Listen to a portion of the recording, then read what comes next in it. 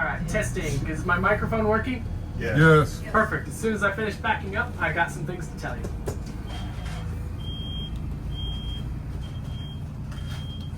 Sometimes I talk while backing up, but I do have to pay more attention outside than in here. So if I stop talking randomly, that's why.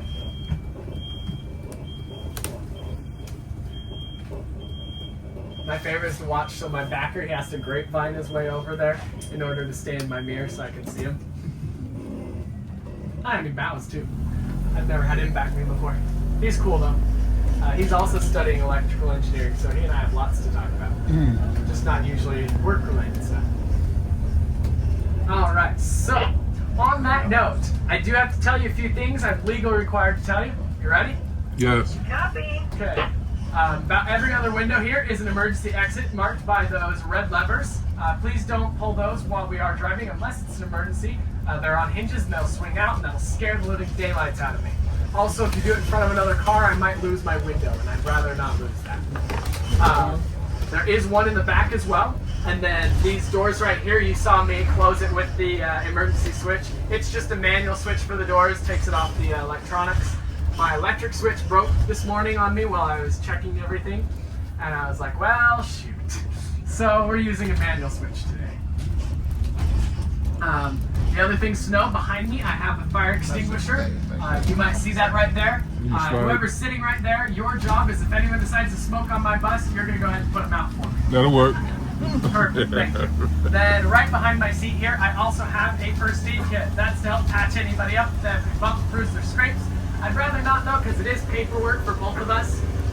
The other thing is, if it's too severe, I'm not trained in it, but I can sew you up if you'd like.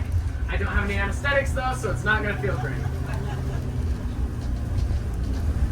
Now, last but not least, there is a white line on the floor. It's actually behind this first seat here.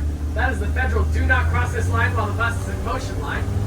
That is the legal requirement. I actually ask that you guys go ahead and stay in your seats for the whole time we're driving. It's not very long. It's like 5 to 7 minutes. That way, no one gets hurt, especially if I have to hit my brakes. I don't want you guys coming and saying hi up here on my windshield. It tends to be another mess I'd rather not clean up. Other than that, behind my seat, I also have some garbage bags. That's in case anyone does get car sick or woozy for any reason. That makes my life easier. That way I don't have to get out the hazardous spill kit and clean up a bigger mess. Because apparently puke or urine or things like that are hazardous materials. Anyways, it is true though. There's some serious things you can get from that. So don't spread that stuff around for me, okay? Okay, that is about everything I'm legally required to tell you. After this, you can tell me to shut up at any time, but you did pay for a tour, so I'm going to try to give you a tour. And we're going to gun it because there's someone behind us. Alrighty, so welcome to Ketchikan. Who's excited to be here? Much more lively group. My last group was kind of quiet, and I kind of teased them about it. Right there, that's a horse crossing sign. I may or may not get to that, so feel free to ask me about it. In fact, just so we don't forget it, I'm going to tell you about it now. Usually I talk about other stuff first. So that horse crossing sign is really funny because there are no horses on this island. We have 2 horse crossing signs though. And the reason for that is originally, sorry about that. Originally, they were going to do horseback riding tours up here. However, someone asked about cost of living up here. You guys know it's expensive now. Try maintaining a horse up here. Not great, huh? Nope. So, that is why they went ahead and they took them back down to the lower 48 states where they could actually make some money off those tours and left the horse crossing signs up here because they didn't want to take them down. Alright, on our left-hand side, you see those little islands out there? Those are what I like to call the sometimes islands. Sometimes they're there, sometimes they're not. Sometimes you can walk out to them on dry ground. Sometimes they're covered in water. You just don't know because, well, you do if you watch the tide. Basically, everyone wave. This is one of my coworkers. I didn't catch who it was. I wasn't looking close enough. Anyways, but the sometimes islands, you're watching the tides. We have a 20 to 25 foot tide shift, and at the lowest of low tides, you can walk out to 3 everything out there on dry ground. Sometimes the further one out is still got some water between it and us. That's the one that had the house on it. But all the little ones that you couldn't see because they were underwater, and some of the other ones you can walk out to on dry ground. Only at low tide though. If you go out there on low tide, you better be coming back at low tide. Otherwise you're stuck there for 12 hours. And that sounds like a really bad day in my opinion. Other things to know. Ketchikan is an island. So if you didn't know that already, surprise, we're on an island. This island is part of the Tongass National Rainforest. It is the largest temperate rainforest in the world, by the way. Not largest rainforest, temperate. Temperate meaning things like evergreen trees. We got spruce, we got Sitka. Well, it is the Sitka spruce. We got western hemlock, western cedar, western yellow cedar, and it's western red cedar. They all have western attached to the name because there is other varieties of the same tree elsewhere. Just over on the eastern side, or, you know, the middle somewhere, but we don't call them middle cedar trees for some reason. In case you're wondering, half the stuff I just told you I made up on the spot, it's factual, but it just comes randomly. So, yeah, kind of interesting. In case you're wondering how this tour is going to go. Now, once we get into the park, there is kind of a progression to it, so it generally is the same information, but not always, because I'm one of those people. Oh, squirrel! 606 coming down Potlatch. Alrighty, and no, I'm not going to hit any trees. I know it looks scary from back there, but I did make it through here. It's a little more scary in a bigger bus. So those big green buses you saw, we do take them down here, and I'm even closer to the front. And so you guys, you see it, and you're like, whoa, you're going to go off and hit those trees. No, my wheels are, on this one, my wheels are underneath me. On a bigger bus, my wheels are behind me, so I have to hang over a little in order to turn that corner. But good news for you, we're in a trolley. It's a little shorter, a little easier to turn around. So shouldn't scare you as badly. All right, so we are now getting to the park. You might notice it's a little muddy. If you wore really nice shoes, I am sorry. This is a walking tour, and it is muddy. But it hasn't been too bad today, so you should be all right. Just know that you're probably going to step in at least one mud puddle this whole time. Oh, that car? Don't worry. There's better sights to see here. It is a nice car. It's from the 20s. All right, reminder, I'm the first one off, then I'll let you guys off as well. Parks we do have on this island. There's also Saxman and Totem Bite. Totem Bite is right next door. Saxman is on the other side of town. In fact, it's in a town called Saxman. Weird enough, huh? Anyways, each park has something different and unique about it. Totem Bite has some of the more unique stories. All the totem poles there are from different places. They were gathered and brought here from abandoned villages. This park, pretty much every pole here was carved specifically for this park. This is the newest of the parks. It was finished in 2006. The cool thing about it is it's more of a recreation of what a village would have looked like and how Western influence came into the park. And then Saxman, down on the south end, it has some unique stories to it, as well as a carving center there, where you can see totem pole carvers still carving today. And they also have a clan house where they do native dance performances. So different things that you see at different parks. I will tell you this, normally I wait till the end because, you know, I don't want you to think that I'm trying to give you a consolation prize. But basically, this is one of my favorite tours. The photo stop version of it, which is what we're doing, is not just because I have a half hour less to get through all the same information. But it's my favorite because you get to see that Western influence coming in and that progression side of things. The other two are awesome as well. I'm trained on all of them, so if you have any questions, feel free to ask me. We're going to go ahead and start next to these two poles right here.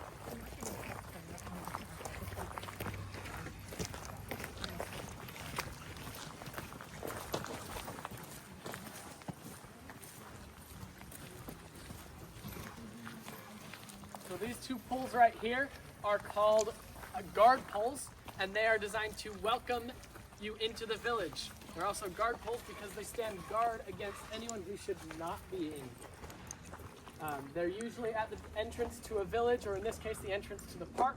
They also tend to stand in front of a clan house or up on the corners of a clan house. These two right here are raven guard poles. This one, the raven is holding the sun in his beak, and this one just has 3 guards on top of his head. You might notice the one on this side is the most unhappy. Then we have this one, he's got blue eyes, and then the other side, he's a little happier. So the guards just have different moods. I don't know. No one's ever told me the story behind that, so I can't tell you anything more than that. Anyways, there's various different types of totem poles. So like I said, these are guard poles. The one behind me is a story pole. We also have clan poles, mortuary poles, memorial poles, honor poles, shame poles, all sorts of poles. Anyways, anyone want to guess the original purpose of a totem pole? I'll give you a hint. It is not history, and it is not religious. Scare the bird, like a scarecrow? Nope, not a scarecrow. That is a good guess, though. I've never had someone guess that one. Ancestral line? Ancestral line, sort of. It does have your identifier on it. It identifies your clan. They're clan poles. They're typically used kind of like a street sign. So basically, up here, they used waterways the way we like to use roads. And so they would take their clan pole and they'd set it down near the water's edge so people knew where they were at. And at the top is your main clan, at the bottom would be your sub-clan, and everything in between is usually blank. Sometimes there's, stuff they put on, but frequently it was just top and bottom. So you have your main clan, which in this area, the eagles and the ravens are the main 2 clans. And then your sub-clan, which would be anything from a bear, a frog, a halibut. It even could be 2 things. It could be a frog. I have one friend, he's eagle, frog, bear. That's his line. Anyways, so there is sometimes up to like 3. I've never seen more than 3 on a single pole. Now your ancestral line comes from your mother's side up here. It's not matriarchal society, but they're matrilineal, meaning they follow the mother's line for family and heritage. So if you happen to marry into a clan, the guy moves in with the girl. And all of your kids have the girl's clan. You still have your own clan, but that is something interesting. All right, go ahead and follow me to our first story pole.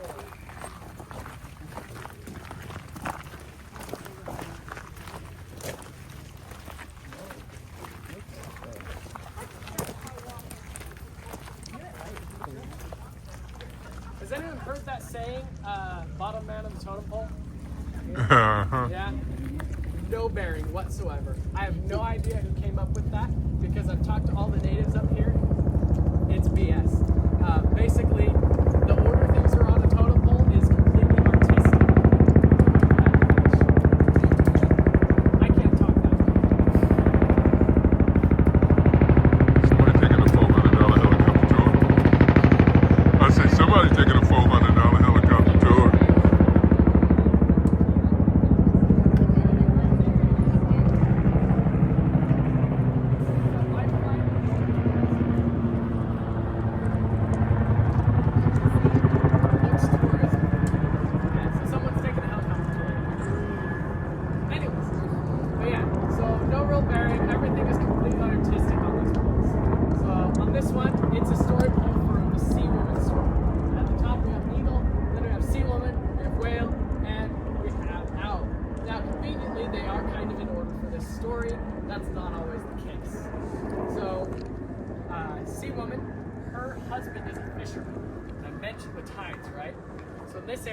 Typically, the fishermen would go out with the tide and they would come in with the tide because it's a whole lot easier to get home when your beach is, 200 feet shorter, or maybe the rocks that let you into the harbor are, covered in water so you can go right over top of them. Different reasons, but it is typically easier to get in at high tide instead of low tide.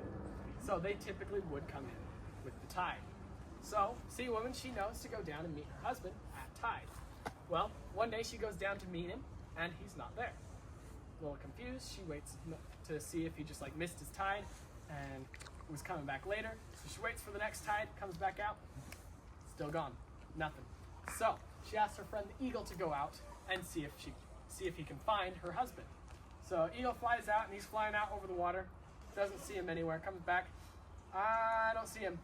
So now Sea Woman's starting to get a little worried, right? He's probably drowned because if he's not on top of the water, he's down in the water. So she asks her friend the whale to go out looking for her husband. Whale goes out, he's searching everywhere, and comes back, says he's not in the water. So that gives her a little bit of hope because, you know, maybe he's not dead, but he's not in the water, and so he's nowhere to be found. So now she's really worried, right? Well, it's about nighttime at this point and really dark, and so it's really hard to see. The only person who really can see at night is Al. So she asks Al, says, hey, can you go look just one more time? I really want to know what happened to my husband. So Al goes out, he's flying out over the water and notices a little speck of light in the distance. So keeps flying, finds her husband shipwrecked on a little tiny rocky island where, you know, nothing grows. And he's just sitting there using the last of his canoe as firewood, which doesn't work the greatest, but it's what he's got. He's already badly injured and, you know, gonna starve on this little island. So Al hurries back as fast as he can, says, hey, I found him, but he's in danger and he needs our help right now. They all hop on Whale's back and they go out there, they rescue him, and they bring him back. Good day for him. As far as I know, he survives. It never actually said in the story. All right, follow me. So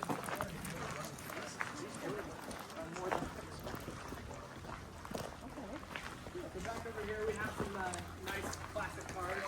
The guy who owns this park, he has a collection of these. In fact, most of them still run and drive. And so you'll see him drive a couple of them around the island every once in a while. Well, But back in there, you have a mafia vehicle used for bootlegging moonshine during the prohibition. And then you have a electric Model A. So they took a Model A and they modified it to become an electric car. wow. They have a Donald Duck Bantam, and they have a steam racer back there. So some cool stuff if you're interested in cars. If you're not, I'm going to start on the next story right here.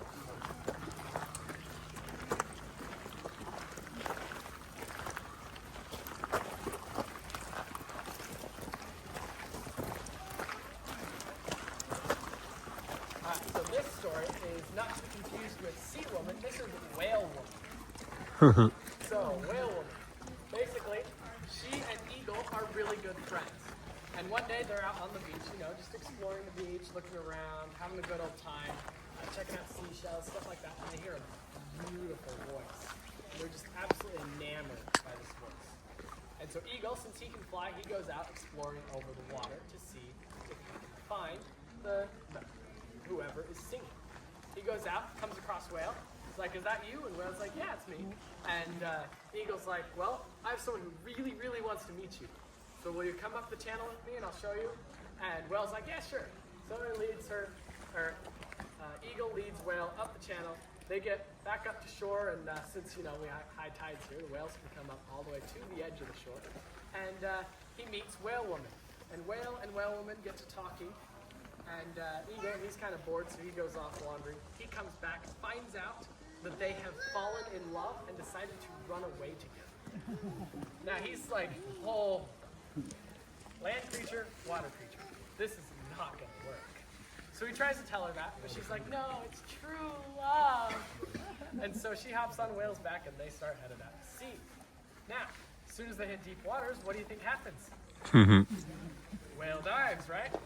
So Whale dives down. Now, there's actually two different endings to this story. There is more, but these two, this is where the story diverges, so I tell the same story right up until this point. I'm going to tell you both endings, so that you know there's different versions of these stories. Version 1, a whale dives down, and she holds on for dear life because true love will prevail, and she does, she drowns. She drowns and becomes the dorsal fin on the whale.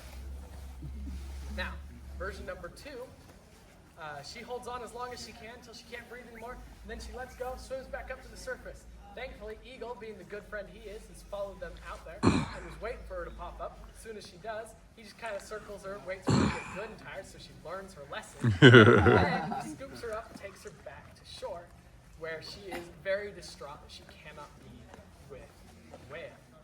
Now, Eagle, trying to be a good friend and cheer her up, goes ahead and flies out, finds Whale, makes a deal with him that he will lead him up the channels every year to talk to whale women, and that is where we get whale migrations from. So, that's a good if you don't like story. either of those versions, you can go find your own.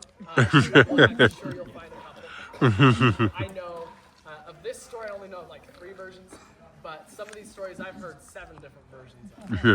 But the third version of this I don't remember very well, so don't ask me. I just know it exists.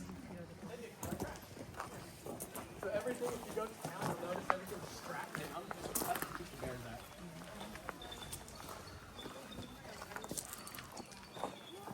Alright, so this is the front of the clam house, and this pole right here is what's known as a house pole. Your entrance would be right about here. This one's a little smaller than a typical entrance, but not much. So keep that in mind. The entrances were a little small. Wow. But So on what? this pole, what's that? Keep the heat in. Yeah, keep the light and heat in. Up at the top of this pole, you have Raven and the Sun again. Then you have the origin of humanity. And then you have this wolf that is really happy. He's eating his salmon. They're swimming around in his belly. And then down here you have an eagle. You might notice his beak got chopped off. I think it got too rotten. Because one thing to know about red cedar is it absorbs water from the inside out. And it's softer on the inside. And so that's what rots first. So it can kind of surprise you when they decide to fall. In fact, there's a tree on the north end, not this island, it's one more island over. It's a really small one, so you take a boat up there. They have a nature walk tour that they do for the ships coming in here. If you go on that tour, they show you this gigantic red cedar tree. It's huge. They went to drill it one day to see how old it was. They drilled the core. They got to about 100 years. Or was it, no, I think it was 100 or 1,000? I have to go back and ask. Anyways, they got to a really old age, and then it all turned to mush, and they're like, we don't know how old this tree is and never will because it's rotting already. Oh, wow. Who knows when that thing's coming down. Anyways, so that is usually why they pick stuff off like that, is it may have become a safety hazard. I do not know though, because it was there last year and now it's gone. I got here a week ago, so. Anyways, up at the top. I'm not going to talk about Raven the Sun yet, I'm saving that for over there, but also this screen is another depiction of Raven the Sun. You'll notice the Raven has the sun in his beak over there. You might notice that tends to be a common theme throughout this whole park. It's a very, very important story to their history up here. Anyways, origin of humanity. One day, Raven, he's flying around exploring this brand new world that's just been created. He's having a grand old time, just checking things out, exploring. Sees on the beach a giant clamshell. He's like, whoa, what's that? So he goes down, starts poking around at it, hears voices inside. So he starts poking it more and more and more. Clam gets super frustrated, opens wide up, and out pops humanity. Alright, we're going to come over here between these two poles. I'm going to stand on that rock in the middle.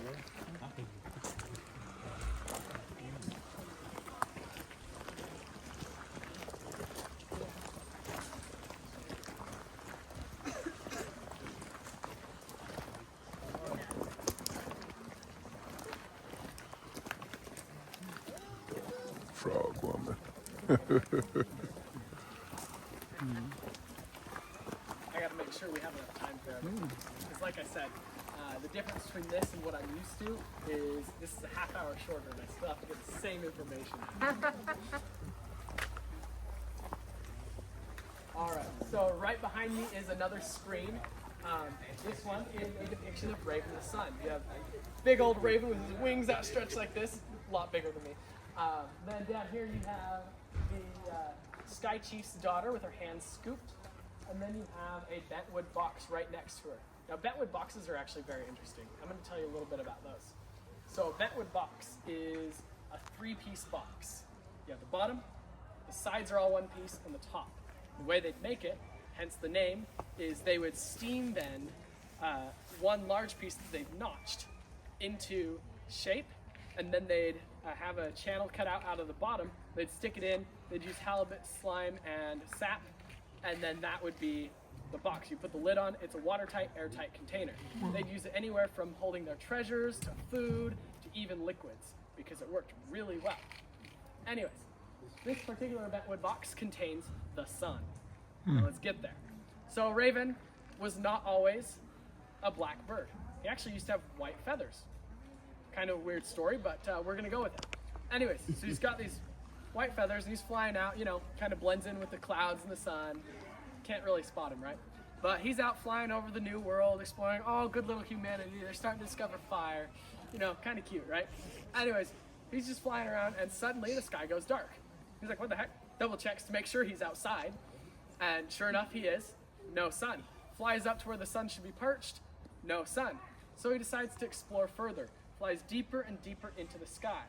As he comes up on the Sky Village, he discovers that the Sky Chief has taken the sun and hidden it in a bentwood box under his floorboards.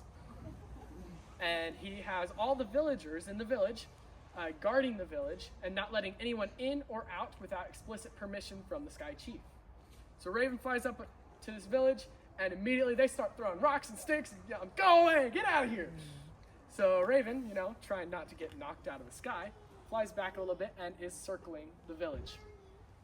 And he does this for a few days, just trying to figure out a way into the village. Well, he noticed a pattern. The only person who seems to be going in and out every single day at a consistent time is the Sky Chief's daughter. And she's going out to get water for the village. So she goes out, takes her bentwood box, goes out, scoops up water for the village, and then she has a tradition of kneeling down, scooping up a handful of water for herself, fresh, and drinking it. Well, this gives Raven an idea. One day she goes out and she's scooping up that fresh handful of water. He flies up above her, transforms himself into a tiny little needle from a hemlock tree, because you'll notice hemlock needles are much smaller, drops into her hands, she slurps him up, and 9 months later she gives birth to a bouncing baby boy. Do not ask me how that works. Anyways, but Raven is born as the Sky Chief's grandson, as a nice little human boy. And little boys already have a mischievous nature, right? Well, ravens are known for their mischievous nature, so this kid really got it. Anyways, he quickly becomes the Sky Chief's favorite grandson. Gets pretty much anything he wants, throws a few tantrums here and there, but for the most part, he's a good, happy little boy. Well, one day, he goes up to Sky Chief and goes, "Grandpa, can I play with that wooden box you keep under the floorboards you don't let anyone else touch?" And Sky Chief's like, "No, I'd rather not, because that's a special box." And he's like, "Please, please, please, please, please." Finally, Sky Chief's like, "All right, but you have to promise not to open it." And he's like, "Oh, okay, I won't do that." And Sky Chief lets him play with the wooden box. But Sky Chief knows his grandson, so he puts 2 villagers in charge of watching him to make sure he does not open the box. So these 2 villagers are watching. Sky Chief has to go take care of some stuff, and so Raven's just playing with this box, playing around with it, expecting all the different drawings, tossing it back and forth, pushing it across the floor. And what does he do the moment no one's looking? Open it. Opens that box, and he sees the sun. He remembers that he's Raven, and why he's here in the first place. Transforms back into the big white bird he is, grabs that sun, and tries to go out that smoke hole. Problem: as soon as the sun leaves the box, it starts to grow to its original size, right? That smoke hole wasn't very big. You saw it in there, right? So it starts to grow, and as soon as Raven hits the smoke hole, it catches. He pulls really hard, and he gets it through, but not before a couple pieces break off. First piece falls, shatters, becomes the stars. Second piece bounces up into the sky and becomes the moon. Well, Raven's still got the third piece, and he's hucking it as fast as he can back up into the sky. It's getting heavier, it's getting hotter, and he finally just gets it back into place. And he's exhausted, and he's just swirling back down to Earth. He gets down there. Everybody's super happy because the sun's back. They haven't seen it in years. They're all having a grand old time, but nobody recognizes Raven. He's like, "What the heck? It's me, guys. Come on." And he's like trying to talk to people, trying to convince people who he is, and everyone's just kind of ignoring him. Then he walks by his reflection. He's like, "Oh, no wonder no one can recognize me. The sun burnt all my feathers." Weird, huh? So he shreds all those feathers off, lets them regrow. They come back black. Shreds them all off again. They come back even shinier, but still black. He's like, Finally convinces somebody he's Raven, and he's talking with them, and they notice as the sun peaks, it hits his feathers just right, and there's a beautiful iridescent sheen through his feathers. And that is our reminder of what Raven did in bringing back the sun. Alright, so what's going to happen now? They'd start the fire right there. You'll notice there's no smoke hole in here, but you'll notice the ventilation in the boards on the side. That is on purpose. That's so your fire would still, survive. Anyways, so this is a smokehouse. This is also where you get to see a little bit more Western influence. See these big barrels of salt? So these are Western influence coming up, and it's a little easier to preserve things in salt than to take that time to cure and smoke meats, right? They still did smoke stuff, but once they got their hands on salt, it was a lot easier to preserve some of their food. Now, I do have a question. Does anyone in here get queasy? Okay, I'm going to tell you something I don't usually tell my groups. I say I don't usually. I'll tell them if I think the group won't feel sick or get upset about the whole thing, because it's a little dark. So there's another use of these barrels of salt.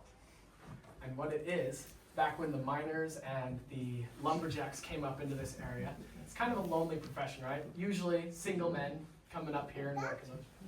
There is deeper holes than that. In fact, for putting up a totem pole, you need a deeper hole than that. But the average is 1 foot. So there's a lot of rock here. It's a little hard to do burials. So what they do is they take your body, they stuff it in a barrel of salt like this, so you're nice and preserved, put a lid on it, put it out on one of those little islands where they didn't have to worry about it till spring.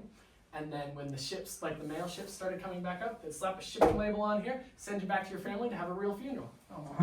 So it's neat, but now you know why I don't tell everybody that. Now we're going to see some real Western influence. So coming out of here, this next shack has a nice big lattice on the side so you can see in. That is what Western influence did, and people started to live in more individual family houses and things like that. You'll see kind of what they would have, wood-burning stoves, tools, and things like that. So I'm not going to talk about it much, but I'm going to point at it as we're going down the trail. Then we're going to come back up and into the Totem Carving Center. Depending on how many projects a carver has and how much time he has to spend on each pole, things like that. Typically, they get done about a foot per week, and so they can take a while to build. Anyways, I'm going to do the one thing you guys cannot do. I'm just going to show you real quick. Appendage pieces like this. How do they put them on? Pull and fix it. Anyways, you guys can't do that. They don't want you dropping in or anything like that. But I do it to show you what it looks like. So, totem poles are made from Western red cedar, and they are carved using traditional tools called adzes, spelled A-D-Z-E. So the smallest of which is called the elbow adze, and it's because it has an elbow-shaped handle and then the blade right about here. The way they go about getting that is they go out and find a red alder tree, because those tend to have a branch that sticks out at about a 45-degree angle. They chop above and down below, and then the carver will form that to his hand, put the blade on. The blade would be stone, jade, jasper. Jade was one of their favorites. They got it up in Juneau. When we got up here, it became things like metal that we brought with us. But they would do that, and they just put the chisel-like blade right there, and that's what they do for most of the detail work on the pole. They did have smaller chisels, but in general, the elbow adze was their main tool. Larger than that, they have the lip adze, so it had the same elbow-like handle, but then they had a larger, wider blade with lips on it that would help guide chunks out. That was used for the blocking and shaping of the pole. Bigger than that, they have the ship adze. That was a giant lip adze blade on a more axe-like handle to get a good swing at it, and that's what they do for hollowing out the backs of these poles, carving out canoes, things like that, hence the name ship. Anyways, so that is how they would carve them. Paint. So you heard that guy talking about how cool the original paint was. Nowadays, they typically go down to the hardware store and get custom mixed paints, but originally, they would make their paints themselves. And it was usually the women's job in the village, but that was because everyone else was out hunting and fishing. So, does anyone here like caviar? Couple of you guys? Okay, so you guys would actually like this job. No one else does. But you take raw salmon eggs, and you take them in your mouth and you chew them up. Get all the juices out of the eggshells. Then you take your teeth like a sieve and spit the juices into a bowl, throw away the eggshells. Take your powdered up mineral, mix it in, you got your oil-based paint. It worked really good. Nowadays, paint lasts like 20 to 25 years. Used to last a whole lot longer than that. Typically full, like brightness and everything, like 35 years, and then after that, like blacks tend to stick around longer, reds tend to stick around longer. A lot of the others tended to fade quicker, but those were your main colors. So you have blacks, reds, whites, and yellows and teals. Those were your main colors. So black, super easy. They made it using ground up charcoal. Reds, In the rocks here, we have a lot of iron, so they use iron oxide. Sometimes if they wanted more brown tinge to it, they'd use the inside of alder bark. Then you have the teal. Teal is one of the unique ones here, and frequently it was copper oxide. There is one other mineral they use, I don't remember the name of it though.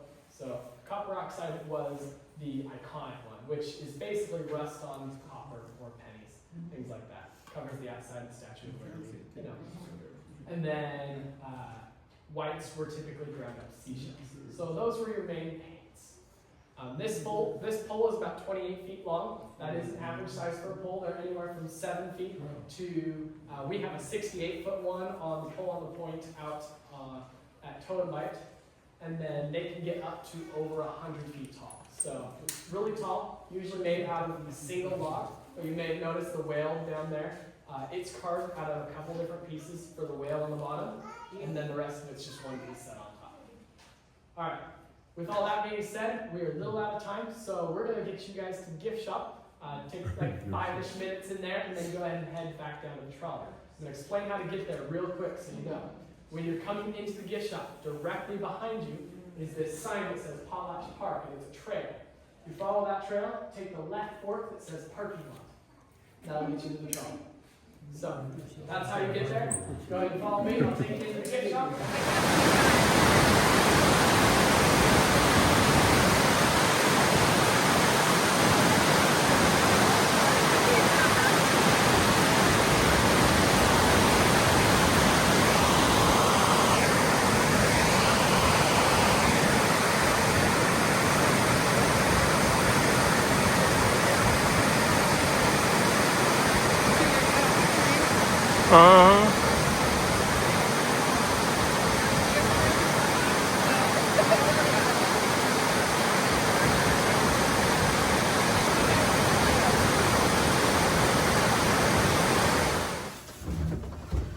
Alrighty folks, so welcome aboard the Goldberg Tram. My name is Kendra. I'll be your attendant on the ride up this morning. How are y'all doing? I already asked you guys. But you guys see any fun wildlife on your way around town today? Any eagles? Lots of eagles, I bet. Alright, we're gonna have a little jolt here in a moment. That's gonna help us propel up the mountain. Today we're gonna be ascending up 1,800 feet. I have an audio for you guys to listen to. Feel free to ask me questions, take videos, take pictures, talk amongst yourselves, do whatever. Just don't jump out. Don't do anything silly. Curious why we're not taking off? Yeah. Oh, there we go. I hear the bell. There we go. I was gonna say usually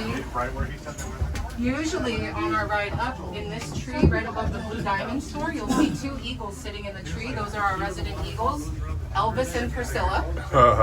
They have an offspring that was born last season or the season before, whose name is Thor. And they're presumed to have another mate this season. And if it's a girl, we're naming it Freya, and if it's a boy, I'm naming it Loki, and everyone can find me. Loki?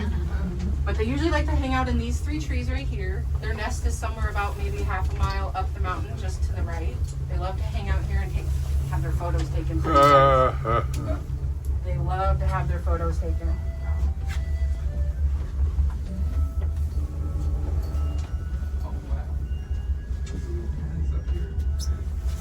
There were 2 There we go.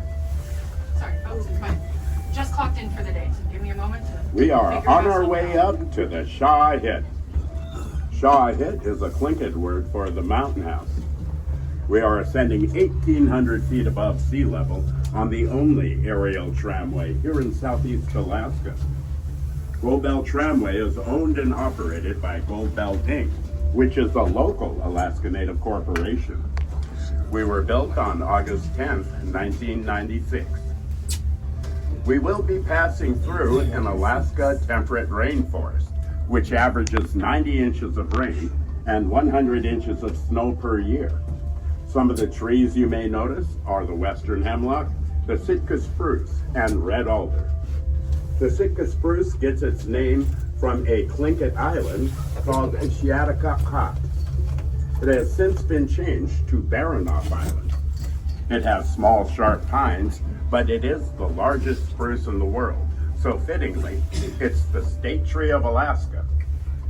The western hemlock are similar looking trees with the droopy tops. The Klondike people found this wood handy for making utensils and combs. The red alder are the green leafy trees you see. Its uses include smoking salmon. After the summer harvest, much of the food was preserved and stored. As you venture down to the Sky Bridge, we have Goldberg Tram gifts. This is truly one of Juneau's finest gift shops. I'm gonna interrupt the audio It features for a second. gallery Just to give of you a fun genuine fact. All artifacts, this so green fuzzy go on stuff in you see and on the admire the trees quality looks like work. moss. Or at It's times actually visit lichen, with a local we call it carver old man's who beard. does much of his Someone work else right there in the gallery. mentioned it, a local mentioned And it. while at Angel Goldberg hair. Tram gifts, you can pick up your It is actually an souvenirs algae or a moss variety component of that other grows in Juneau only fresh mementos. air. So as you see, we go up the mountain, you'll see more and more. That's The because we have Timberline fresher Bar air and quality Grill and less pollution up on the overlooks top a of the mountain. beautiful view And of you'll the see it spread Gascoigne out throughout Channel Juneau and the across Inside southeast Passage. because we have less air pollution. You can enjoy tasty Alaska seafood featuring halibut and crab, as well as a large variety of beverages. I have heard our Next crab to the nachos are restaurant, we very, have very the good. Joe Cat Theater I've with had a 3 or 4 complimentary guests yesterday film tell me called to eat Seeing crab. Daylight. Go check out the It's an restaurant. award-winning Have crab documentary nachos. based on the Klondike culture here in So Southeast if you don't want to pay Alaska. crab leg And prices, just check out our features crab many shop. local natives. It plays I at don't the top personally eat and it, the but I've bottom been of told the multiple hour. times It yesterday runs that it around is very 18 good. minutes. I'm more of a salmon and a fish person. We have than a I am tram car shellfish. running every 5 to 10 minutes, so if you end up missing one, don't worry. It's a short wait. And remember, folks, as we get up to the Sky Bridge, please stay away from all the yellow ropes. They are there for your safety. And as we come up to the top, we'll have our 2 ramps on this side of the tram car come down. Please, as we come up to the ramps, they're going to be coming down. I'm going to ask that you take a step away from these 2 doors that are across from me here, with the words exit labeled above them. Once these ramps come down, these doors are going to open, and these are what you're going to use to exit today. Again, please stay away from the yellow ropes. Those are for your safety. Feel free to go by the windows. Just make sure, please do not drop anything out those windows, because once it drops, it is gone, folks. Yeah, Do not forever. collect it for you. Do not collect anything Forever. until the end of the month, and I don't know what they do with it. Thank you, folks, for riding up with me. I hope you have a wonderful time up here. Please take lots of photos, get some photos.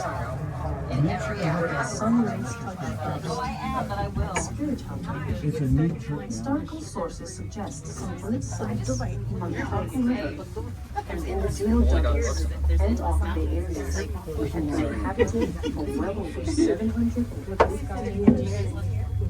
So the Up tribe and the Tucker tribe have lived harmoniously and shared villages and businesses for centuries. Chief Cowley was the leader of the occupied the village of Hoonah, 13 miles northwest of downtown Juneau. Oh, wow. Seasonal festivals, That's an eagle, for sure. during spawning season. They then use the actual site founded by Trude's ancestors in the heart of downtown Juneau. It's known today as the Juneau Village. Those metal V-looking things on the cables, what exactly are those? Are they some type A businessman and mining Okay. from Sitka. After trading much of his There's like 2 of them per cable. Make sure the wires stay where they Okay, are. okay, Spinning around. okay, And it'll kind of buzz as we go through them, and it'll go halfway down and halfway up. okay. presence of gold in the Silver Bowls Basin, Yeah. after which Juneau was founded the same year. After the discovery of gold in the area, Harris and Juneau carried approximately 1,000 pounds of gold back to Sitka for their investor, George Fields. The Juneau Gold I mean, I'm talking to the person Jeff Sachs is, we're talking for a job, it's kind of exhausting. It is. And then your friends want to hang out afterwards. You're just like, I'm done talking. Across from the Douglas Indian village was a traditional subsistence site, which yielded a once healthy herring run and spawn for tribal inhabitants. Tribal members spent winters at the Douglas Indian village, while others built their homes in the Juneau Indian village. Traditional use campsites are located south of downtown Juneau, on the shores of what is now Thane Road. Can you swap Tribal spots with me? members also spent summers at numerous fishing camps on the Klondike River. Oh yeah, the one I was getting at. was originally called Harris Yeah. Island, and later It's slightly less chaotic than where will you guys get off your cruise? back to Seattle. You're round trip. How long? It's 9 nights, 10 days. Yeah, And, you know, yeah, we're going all the way to Glacier and Glacier Bay. yeah. I volunteer, so I've had almost 2,000 pounds worth of turkey. 4,000 pounds worth of roast. Yeah, I've taken it 3 times. That one was rough. I actually raised my hand. Yeah, that is good to know. Thank you. Alright folks, once we get back, this door will automatically open, so please keep this door clear for me, thank you. I just gave my sister the turkey for Thanksgiving last year. And they just now Oh, yeah. So excuse me? You don't want to lean there. Oh.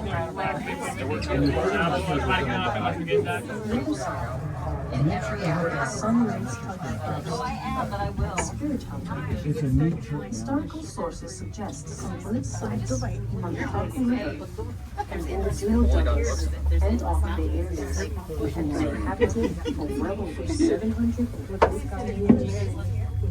So the Up tribe and the Taco tribe have lived harmoniously and shared villages and history for centuries.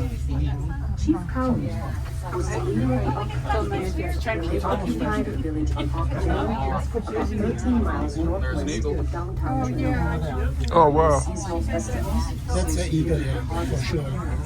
during the spawning season. They then went to the traditional occupancy site, found by King's ancestors in the heart of downtown Juneau. It is known today as the Juneau Urban Village. Those metal V-looking things on the cables, what exactly are those? Are they some type of... Businessmen and mining Okay. from Sitka. After trading much of the There's like 2 of them per make case. sure the wires stay where they Okay, are. okay. Spinning machine. Okay. And it'll kind of buzz as we go through them, and we're halfway down and halfway up. Okay. presence of gold in the silver bowls basin, Yeah. after which Juneau was found the same year. After the discovery of gold in the area, Harris and Juneau carried approximately 1,000 pounds of gold back to Sitka for their investor, George Fields. I mean, I'm talkative person, Jeff Sachs is, but talking for a job is kind of exhausting. It is. And then your friends want to hang out afterwards. You're just like, I'm done talking. Across the Douglas Indian village was a traditional subsistence site, which yielded a once healthy herring run and spawn for tribal inhabitants. Tribal members spent winters at the Douglas Indian village, while others built their homes in the Juneau Indian village. Traditional use campsites are located south of downtown Juneau, on the shores of what is now Thane Road. Can you swap Tribal spots with members me? also spent summers at numerous fishing villages on the River. Oh yeah, the one I was getting at. Was originally called Harris Island, and later It's slightly less chaotic than where will you guys get off your cruise? back to Seattle. you're round trip. How long? It's 9 nights, 10 days. And, you know, Going all the way to Skagway? yeah, we're going all the way to Glacier and Glacier Bay. yeah. I volunteer, so I've had almost 2,000 pounds worth of turkey. 4,000 pounds worth of roast. Yeah, I've taken it 3 times. That one was rough. I actually raised my hand. Yeah, that is good to know. Thank you. Alright folks, once we get back, this door will automatically open, so please keep this door clear for me, thank you. I just gave my sister the turkey for Thanksgiving last year. And they just now Oh, yeah. So excuse me? You don't want to lean there. Oh.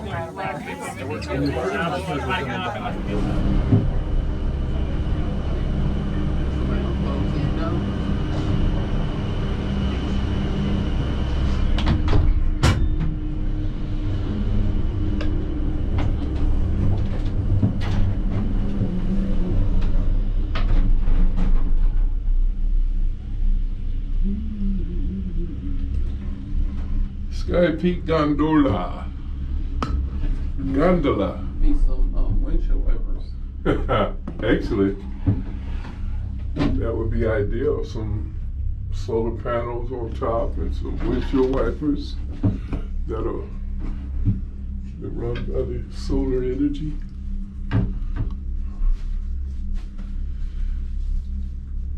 And some heat.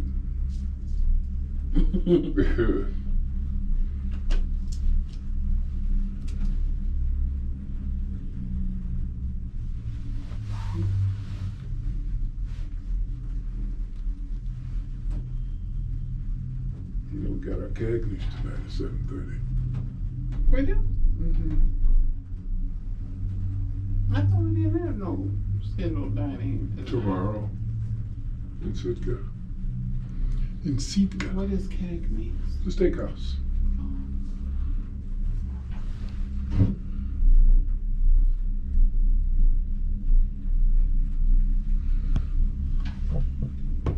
And then it's one more, which is what, the season? Ocean blue. Ocean blue. Oh. They can't close. I guess not. This way, I guess.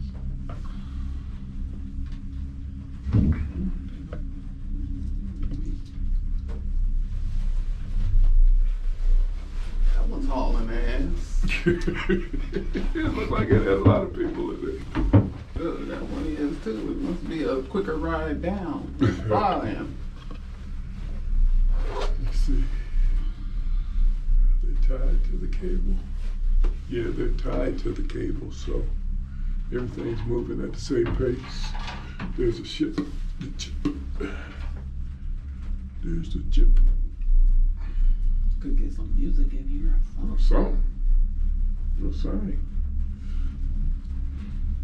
Wonder how long it took to build this shit. This is some of that Final Destination type shit.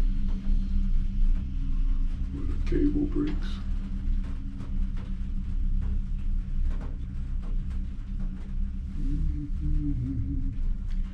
I belong West Virginia, Mountain Mama, take me home, country road,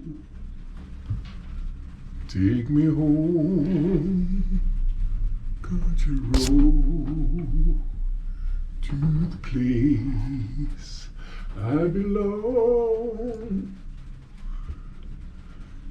Northwest Detroit, up those mountains. What'd you say? Is that blood on this? I don't know, maybe there's a murder.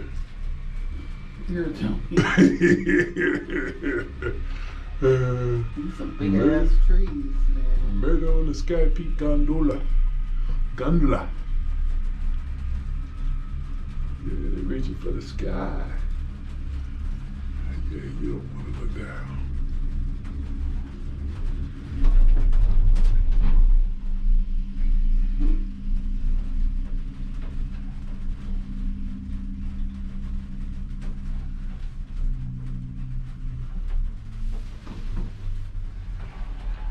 The only boat.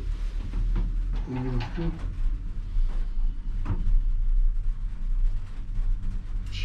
I wonder if the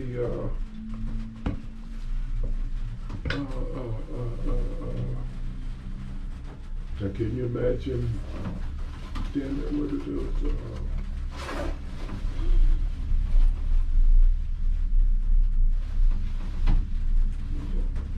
You're not the fleet. She's not the fleet. She's not the Where's your wife? What's your wife? Yeah, but it came.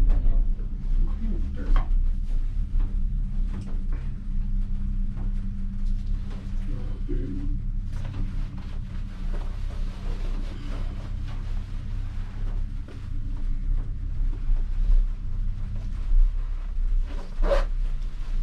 Yeah, see, there's another pier there for another ship, another chip. Oh wow, still got something to go.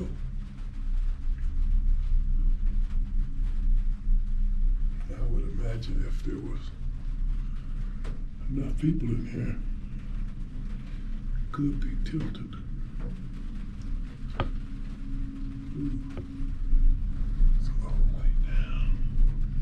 That's a long way down. It's a long way down. It's a long way down.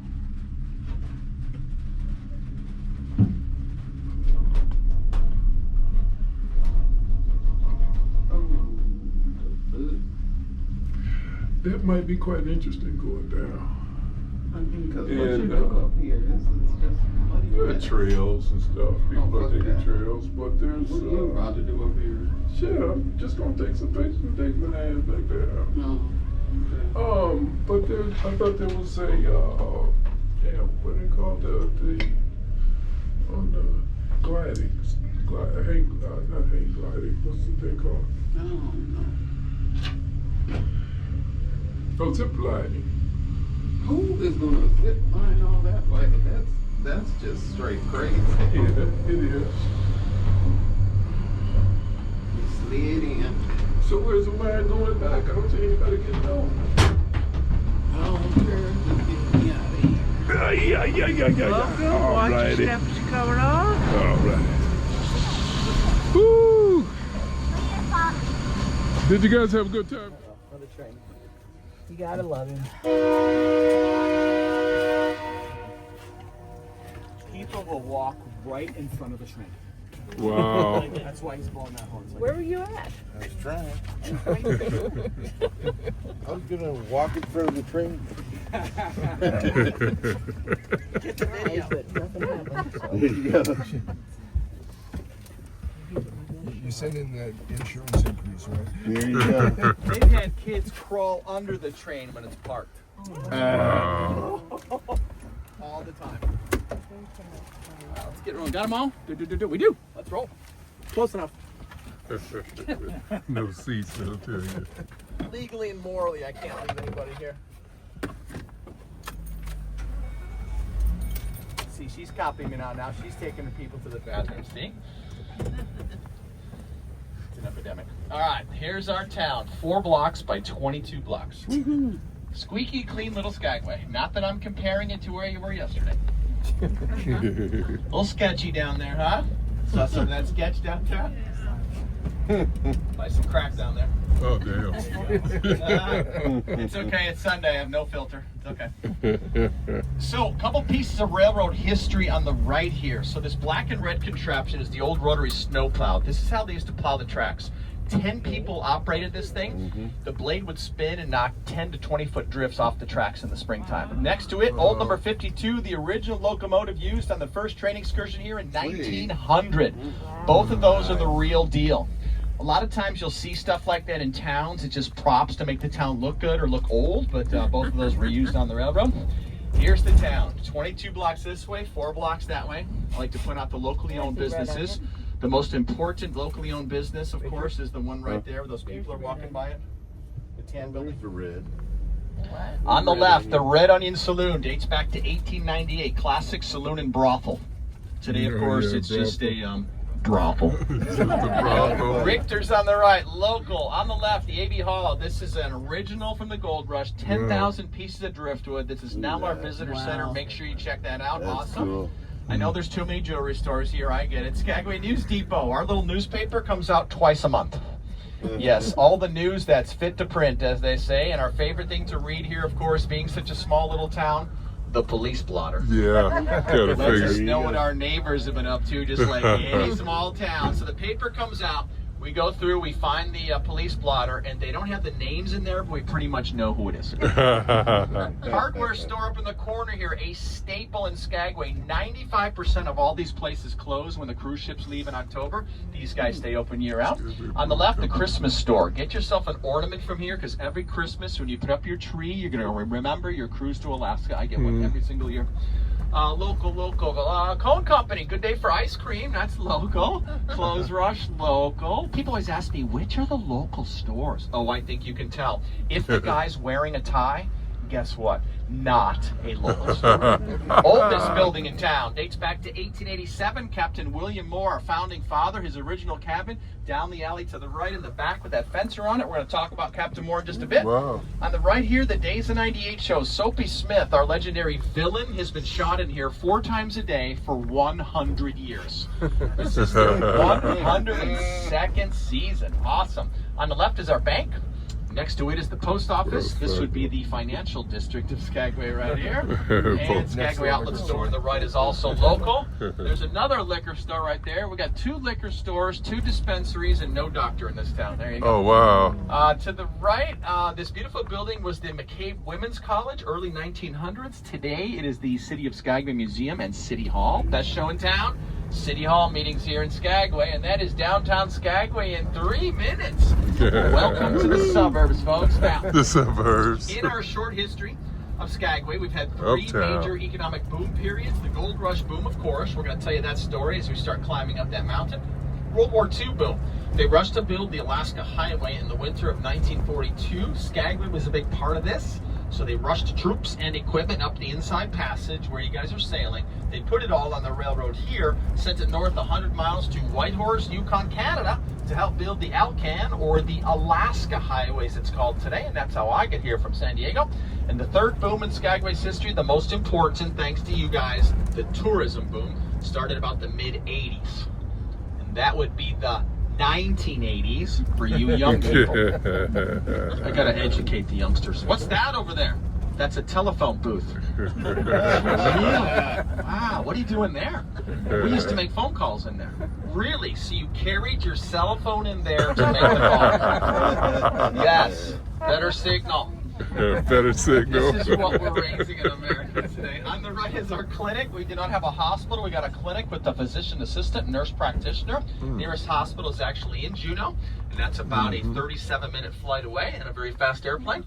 Now, if you want a first class ticket on that fast airplane, it's about $31,000. Damn. Nearest hospital by car is 125 miles north over the border into Canada. You got to deal with the Canadian medical system. Now, most of the folks here were born up there, so they have the dual citizenship, U.S. and Canadian. Well, Canada is not all that thrilled about us having our babies up there anymore. So it's really challenging for new moms to get down to Seattle or to Juneau to have the babies down there. Police and fire station on the right. That's a big building for 980 people. We also don't have an animal hospital here, no vet. So my old dog, Rusty, rest his soul, just recently passed away, but 3 years ago got attacked here. So no vet, nearest vet 2 hours north up in Canada. Took him up there, they took one look and said, I'm sorry, we can't do this, you need to go to Juneau. And Juneau says, I'm sorry, we can't do this, you need to go to Anchorage. Anchorage, by the way, was a 26-hour drive in hell. Poor Rusty, hold on for dear life. We found this surgeon, this woman, rock star, put Rusty back together. Point being, when you live in a place like this, you gotta have a backup plan. And luckily we did, and that doctor gave Rusty 3 more good years, so there you go. White Pass and Yukon Railroad to the right, we're gonna follow it up the mountain. And Godzilla showed up here this winter. Godzilla. On our left, there's Godzilla. Looks like somebody threw up all over Godzilla. But you're welcome for that. We're expecting 1.2 million tourists this year. Again, I got 2 words for that. Thank you. Woo! Without you, there is no Skagway. Once again, on your left, that's Skagway International Airport. That runway, yeah, we get 1 or 2 flights a year from Canada that gives us that international status. We're so proud of here in Skagway. Now, this is the Klondike Highway. This is what a highway looks like in this part of Alaska. It's not the 101, not the 405, not the 95, not the Dan Ryan. This is it. One road in and one road out. They built this road in 1978. Before that, there was no road leading in and out of Skagway. You could only get into our town back then by train, by plane, or by boat. Excuse me, by ship. They hate when I call it a boat. And I found out why. Because you can put a boat on a ship, but you can't put a ship on a boat. And a shore excursion person from Holland, America told me that in front of my whole bus about 5 years ago. Now I know. She was like, excuse me. I'm like, go ahead, you're interrupting. She said, it's a ship, not a boat. And I said, I got it. Get out. All right, we saw that little cabin in town.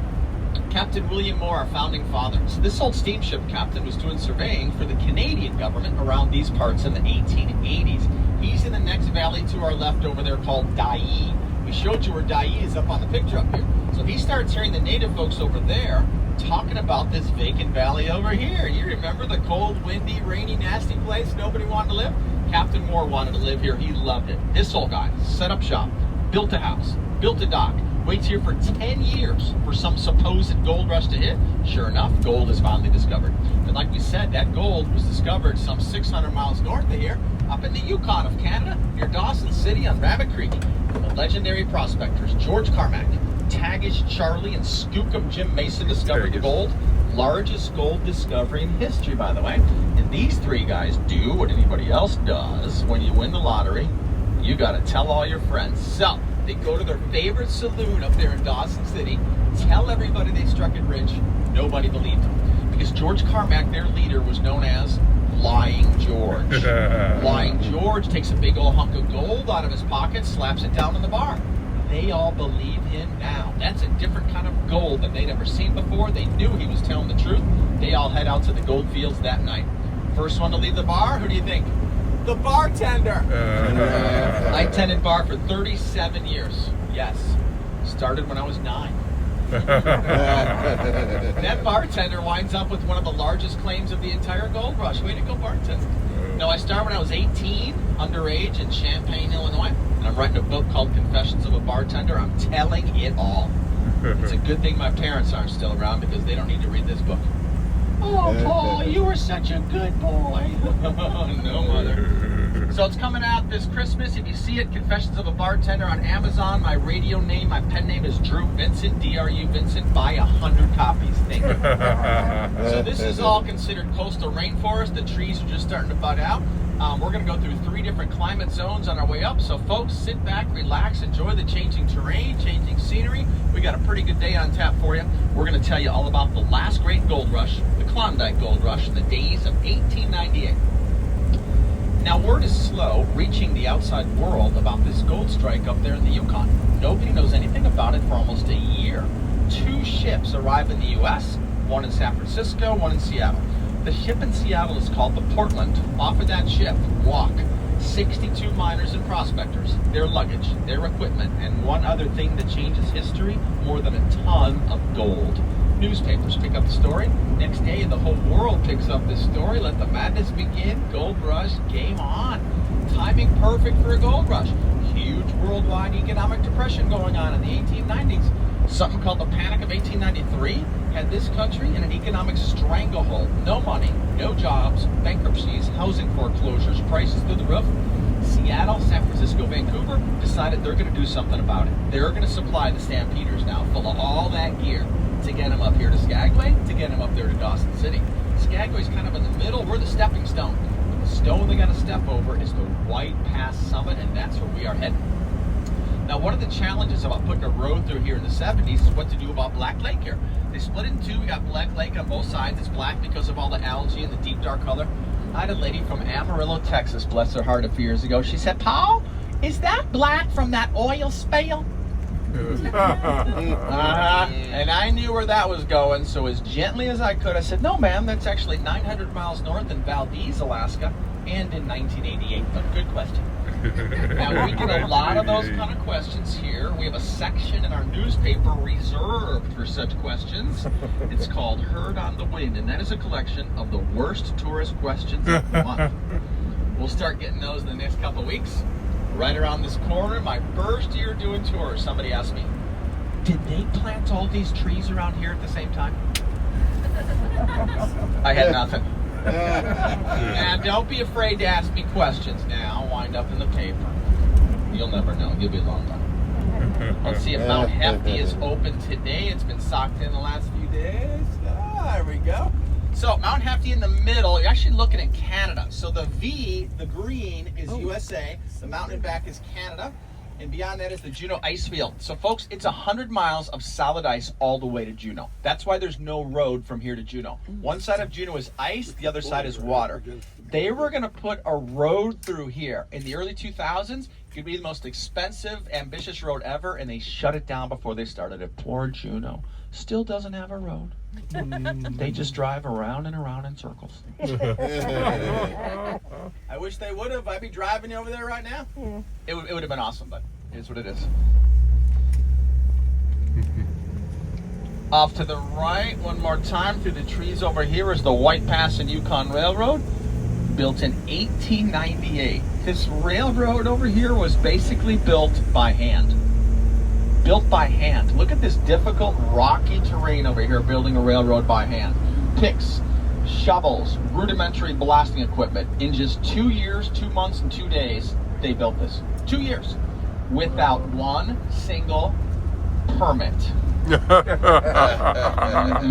See, now this road in the 70s, built with endless cash, labor, technology, permits, 4 years. 2 years by hand over there, 4 years by machine over here. Government project over here. So this Klondike Highway extends from here, Skagway, Alaska, USA, all the way to Whitehorse, Yukon, Canada, and beyond. That is where the Alaska Highway is, and that's how I get here. I drive from San Diego, 3,300 miles. When I take a motorhome, it's 7 miles to the gallon. Downhill. You think gas is high in California? Northern Canada, we saw $2.29 a liter, which is $8.60 a gallon. Americans, $8.60 is what it is. Still fun driving up here. This year was my 43rd Alaska Highway trip. Wow. Once you cross the border into Canada, there's less people, there's less signs, there's just less stuff. You know, less stuff is okay. All right. Best part of the tour coming up here. Don't want to miss this. Ladies and gentlemen, coming up on the right, it's the Skagway City Dump. We boast the dump with the best view in America. Look at the view over your right shoulder in 3, 2, 1. Oh, there it is. Moab, Utah claims to have the most beautiful dump in America. They have a sign. Back to the gold rush. First 2 ships that arrive here are now the instant overnight population of Skagway of 500 people. There's nobody here but Captain Morta's son. 2 ships arrive here. 500 people stay here. We're building us a town. At the end of that month, 5,000 people. By Christmas of 1897, 20,000 people living in Skagway. We were the largest city in all of Alaska. So, they run out of good ships coming up here. Now, anything that can float on water comes up here. You got these crummy old boats that can hold 60 or 70. They cram 200 or 300 on there. Wow. Cram them in like sardines. Set them on up to Skagway. I like your nice big ship down there. No bar, no buffet. You guys got a go-kart on top? Yeah. No go-karts. Read some memoirs. Some of these people actually had to stand the entire way from Seattle all the way here.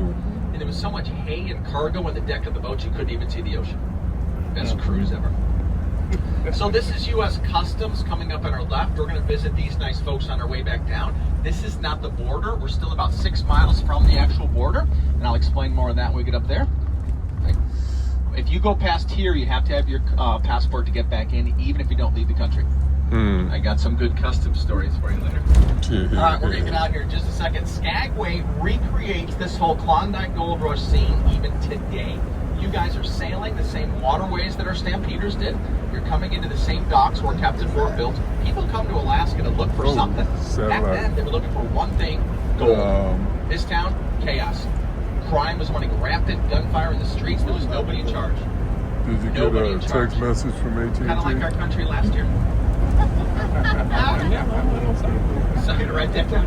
Sergeant Steele of the Northwest Mounted Police comes down from Canada, takes one look around, and he called Skagway the most dangerous city on earth.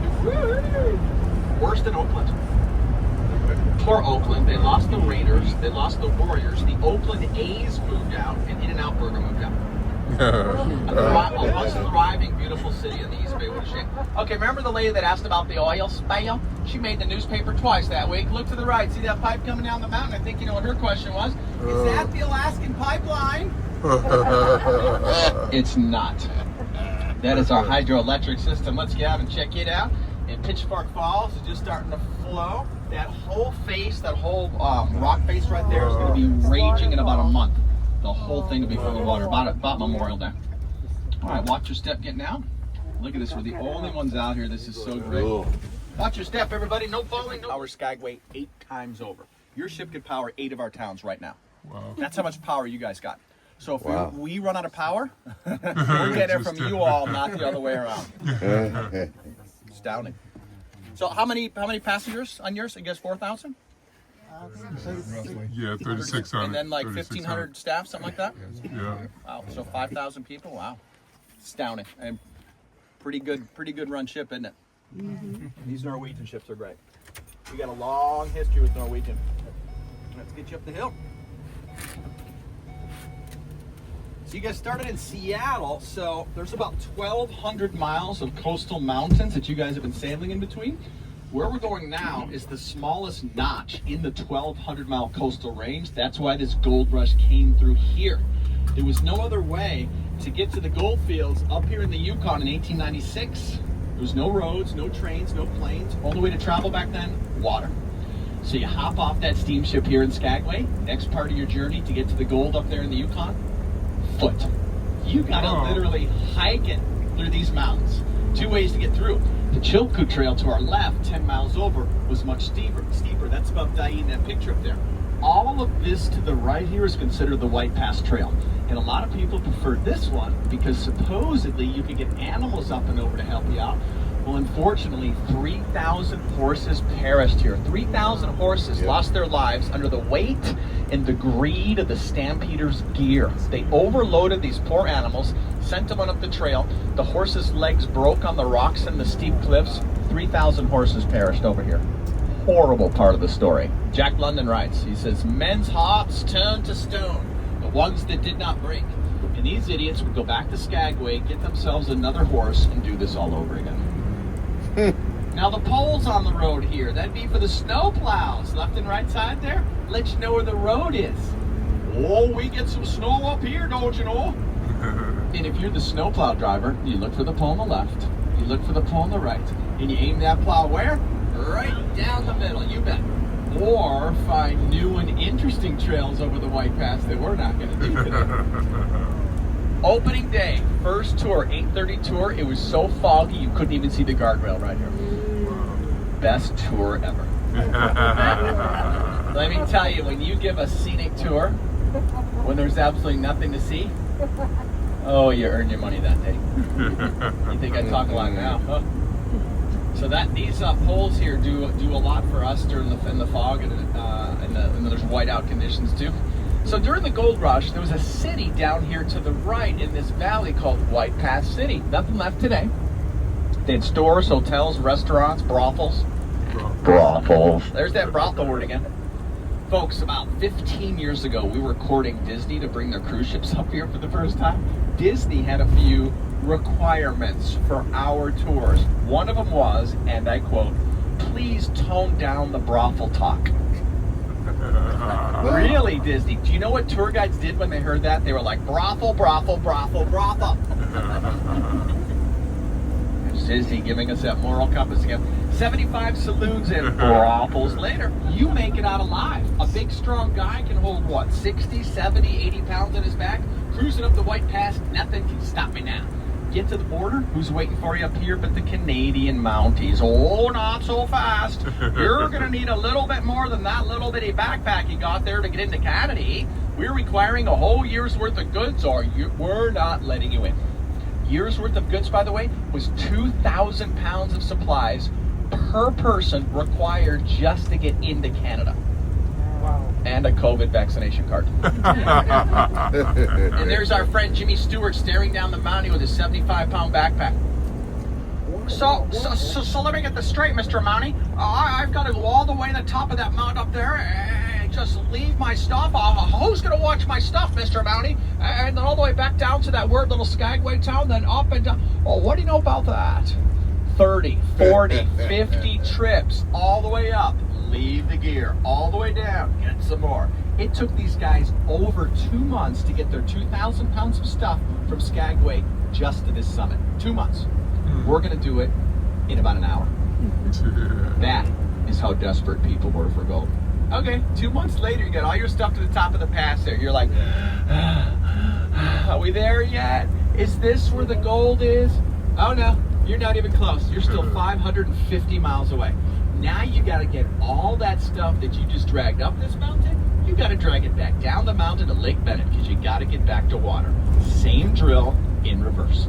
Down and back, down and back. 30, 40, 50 more trips. And just when you think you can't go any farther, it starts to snow. All right, got all your stuff to Lake Bennett. Great, back to water. Where's the boats? Let's get going. Yeah, about that. Yeah, there are no boats. You gotta build your own boat now. Really? How do you build a boat? You gotta chop down skinny trees like these, whipsaw them into planks, and create something that's gonna float for over 500 miles with all that stuff. And all your wife's stuff too. Half of the people on this gold rush had never held a tool in their hands in their entire lives. All right, terrain change, spruce forest. We're just in a coastal rainforest down in Skagway. This is our second climate zone. It's called subalpine tundra. And if you look up ahead, we're starting to run out of trees already.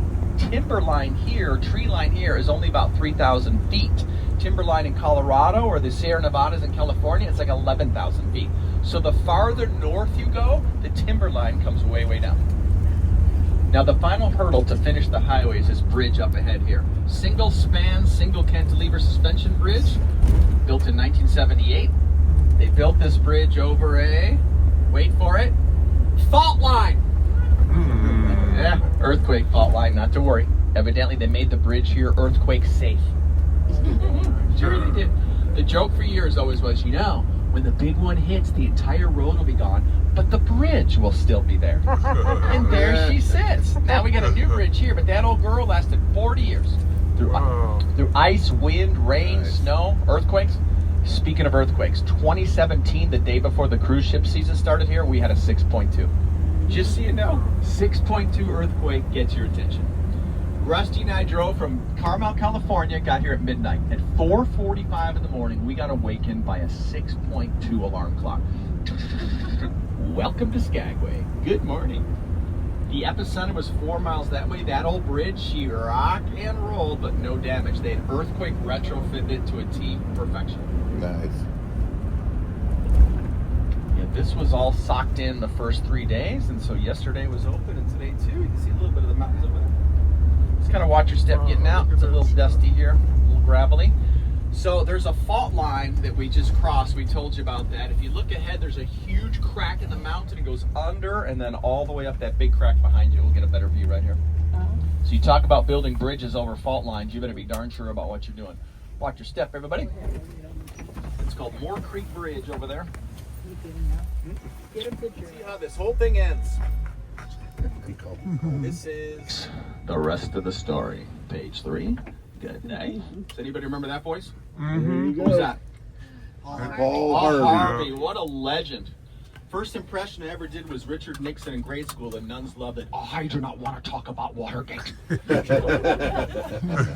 got your boat built.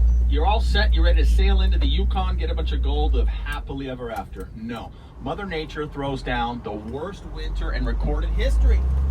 20,000 of these stampeders now are stuck at the foot of a frozen Lake Bennett for the entire winter of 1897. These poor guys cannot catch a break.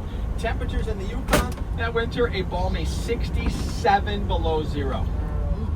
Just so you know, that is 100 degrees colder than what you just felt back then. Wow. People were tougher back then. We're a softer society today. My Netflix isn't working.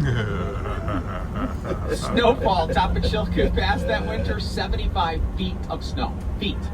In a tent. No heaters, no Gore-Tex, no North Face gear. No, this is post-Victorian era. They wore wool. And wool is heavy. And wool is scratchy, and that wool got wet. Never got dry. The ladies wore the long Victorian dresses. How nice it must have been to traipse up and down the mountains with those. Icicles dingling off the bottom as they scraped up and down the trail. Now you get the idea of why the Mounties required a year's worth of goods to come into Canada. Because anything can happen up here. Look what happened to these 20,000.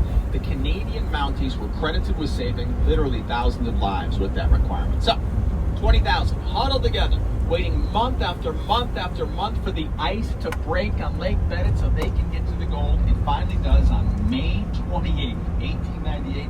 They waited the whole winter. ice breaks and all hell breaks loose. 7,142 homemade boats of every size, shape, and condition hit the waters all at the same time, crashing, splashing into each other. The mountains are like, hey, slow down, take it easy, eh? Now, you passed all the tests, right? You made it to Alaska, good. Up and down the mountain 80 times, all that gear, good. Built yourself a boat, survived the Yukon winter, good for you. Only to lose all of that stuff in the first 5 minutes of actually putting your boat in the waters of Lake Bennett if you didn't build that boat right. You got it all right up until this point, except for the boat. You start sinking, game over, out of the race, no gold for you. If you crash into somebody, capsize your boat, out of the race. The final stretch to this insane journey, after they've been through all this, mind you, is still 400 more miles of the twisting, turning, rapid-infested Yukon River. If you make it this far, it's now summertime in the Yukon. Oh yeah, 95 degrees. You're sunburned, the mosquitoes are driving you crazy. Still you push on to get that gold. Somehow, some way, you make it all the way there. Dawson City, you can see it. You got a tear in your eye. Are we there yet? Yes, can we please look for some gold now? No, you're too late. Oh, what do you mean we're late? Let's review. 1896, they found the gold. 1897, the world found out that they found the gold. It's now 1898. 2 full years had gone by since that discovery. All of those gold claims, they've already been staked. There was nothing left for them. How can this be? Word was so slow getting out of remote places back then, like the Yukon, that by the time these folks started their journey in Seattle, most of the gold was already gone. The internet was a lot slower back then. So now what do? Work on somebody else's gold field, try your luck in Dawson City? Most people simply just gave up, sold their stuff, took the next boat south, end of their story. So kind of a sad and abrupt ending to the gold rush tale for many. The Canadian writer Pierre Burton called this the strangest, most useless mass movement in men's history. However, a lot of good comes out of this gold rush. It opened up Alaska, opened up the Yukon, paved the way for all this tourism. Let me give you some numbers to put this whole story into perspective. We're almost at the border, and look at our terrain up here now. Over 100,000 people go through Seattle for the gold rush. Of the 100,000, 40,000 actually made it all the way there. Amazing. Of the 40,000, only 20,000 bothered to even look for gold. Huh. Of the 20,000, only about 4,000 found any gold at all. Of the 4,000, only 1,000 found enough gold to be considered rich or wealthy. And of the 1,000, basically a handful actually hung on to their money. 100,000 started out strong, handful made it rich. One guy who made it rich, he sold his gold claim up there in the Yukon for $13,000, went down to Seattle, bought himself a little shoe store. Yes, it is Nordstrom. Did pretty well for himself. Most of the people that made the money on this year gold rush did so by what we call mining the miners. They made their money off the stampeders. Seattle, San Francisco, Vancouver, mined those miners right out of that depression. And Skagway, just like today, we fleeced the miners. And that puts us at the summit, elevation 3292. If anybody's ever been in Colorado, 11 or 12,000 feet, looks just like this. We're only at 3,000 feet right here. All right, there's a big, beautiful welcome to Alaska sign. They don't have it open yet, so I brought one that we can So U.S. Customs is 6 miles behind us. Canada Customs 6 miles ahead of us. There's 12 miles between the two customs. That's where we're at right now. It's kind of like the DMZ. I had a group from China about 6 years ago. No English. I did my entire tour. Not a single peep out of them. I told that DMZ joke. They laughed hysterically. So I'm going to make the turn here. If you guys want to walk to a little snow right now, if you guys want to walk to the border, the actual border is right there. Just be careful on the road because trucks come flying by, and that's a lot of paperwork. Yeah, we heard about that. So there's a sign right there that says "Welcome to the USA," and the border is just a little bit over there. So if you guys want to walk over there, go for it. If you want to take a picture right here with our fancy high-tech sign, I'll do that for you. Look at this up here, and it's snowing a little bit. Look at that. Awesome. All right, welcome to the U.S.-Canadian border. Look at this. There's worse place to be. Come on. Good.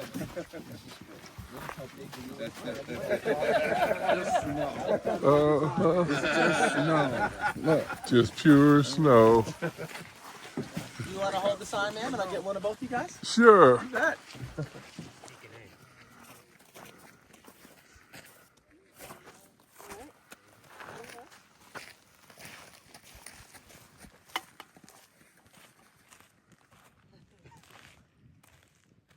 Very cute. Thank You guys want to do one? Yeah, you want to do one back? Good words, of course.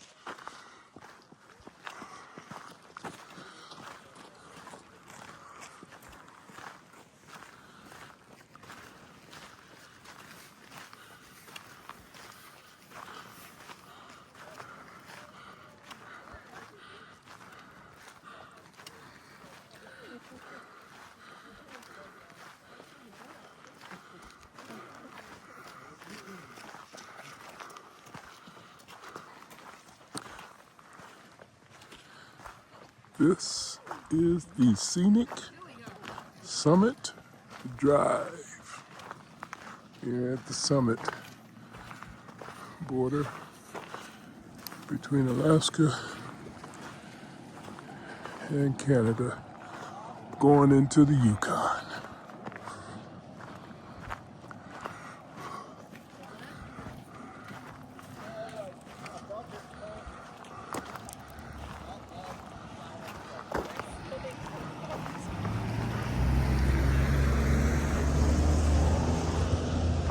Oh, they're crossing. I asked once, or I asked last time I was here if you could go skiing. Or like if people come up here skiing snowboard and they're like,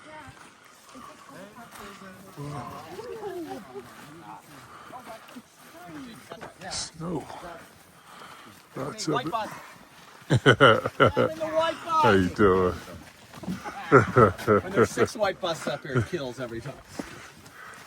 No way, look at that.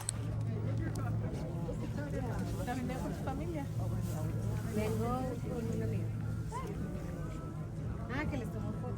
Sí, sí, sí. Nosotros estuvimos en Turquía con unas chicas mexicanas también nos divertimos con ellas, nos conocimos en el tour. La pasamos con ellas,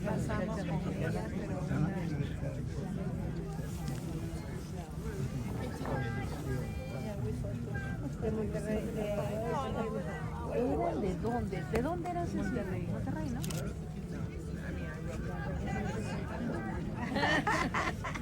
¿Tú vives en Monterrey? Mi sobrina vive ahí, la sobrina de mi esposo. ¿Sí? Vive en Monterrey. Estudiando. No, vive con su esposo, él es José Tal y ella es Susana. Ride the wave. Susana, bueno, Tal.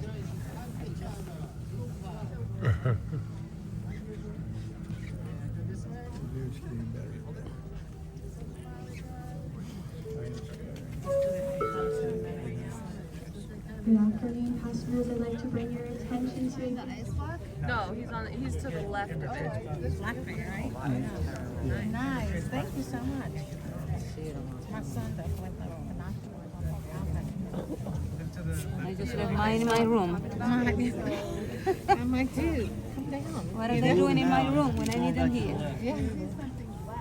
Yeah, that's it. Probably. That's him. Yeah, he is. He's moving now.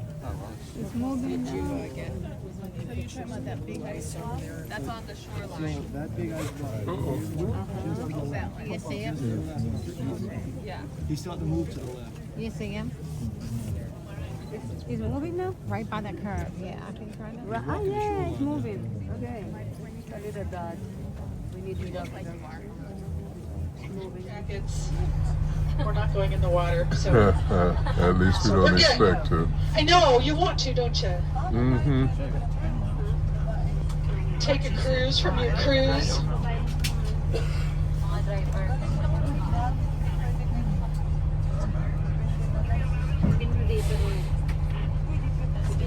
Okay. All aboard. Prison shuttle 1. Anyone been to Sitka before? No? One person.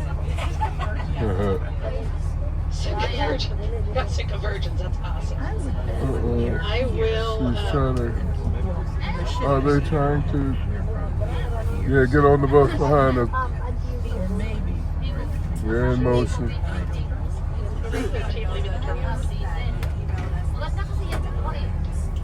Okay. So Sitka, welcome, welcome, welcome to Sitka. You're the first cruise ship of the season. So thank you for coming back.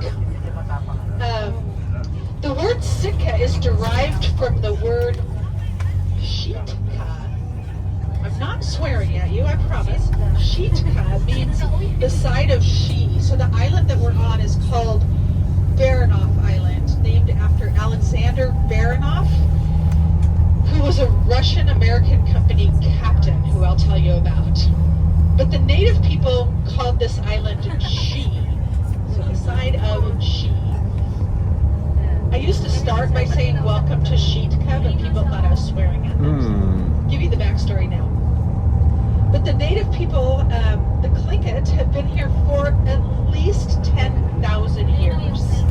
They came from the south, from the Haida-Gwaii Islands area, and came up here to the north, found Sitka Sound, and established their community here.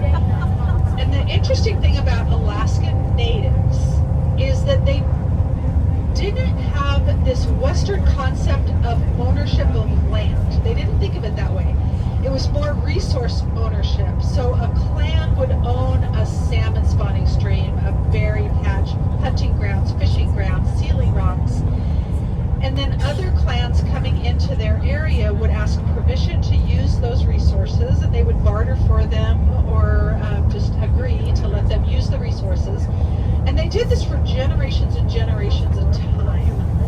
And so you can imagine the conflicts that happened with the Europeans, the Americans, but particularly the Russians when they came into this area. So this is unique history to any port that you're going to visit in Southeast Alaska, is that this Russian heritage that we have here. So the Russians left the Kamchatka Peninsula in Russia, and following the sea otter trade. A sea otter pelt in the 1700s and 1800s would sell for, in today's dollars, about $2,000 a pelt. Very, very valuable resource. Mostly sold to the Chinese. And the Russians followed the Aleutian Islands, settled in Kodiak Island, Yakutat, and then eventually came down here into Southeast Alaska. And as they were coming through Alaska, they buried possession plates in the ground, claiming this land for Russia. And so it was recognized as Russian territory that Russia discovered Alaska. And when the Russians got into this area, they negotiated with the local Kiksadi clan for a piece of land that's about 2 miles past where I picked you up. In 1799, they established a fort here in Sitka, but by 1802, the natives had had it with the Russian shenanigans and wanted them out of here. So they attacked their fort. They burned it to the ground. They took all of their sea otter pelts. They killed all the Russians. Oh, damn. A few Russians were out hunting at the time. They were able to escape back to where Baranov was. And their captain. And he vowed to return because Baranov wrote in his journal, whoever controls Sitka controls the entire west coast of the North American continent. And so he was determined to come back. He comes back in 1804, they battle again, and this time it was in the downtown Sitka area where I'm going to drop you off. If you look out to the west, to the right, there's open ocean out here. If you were to just keep going, we're on the outside west coast. So if you just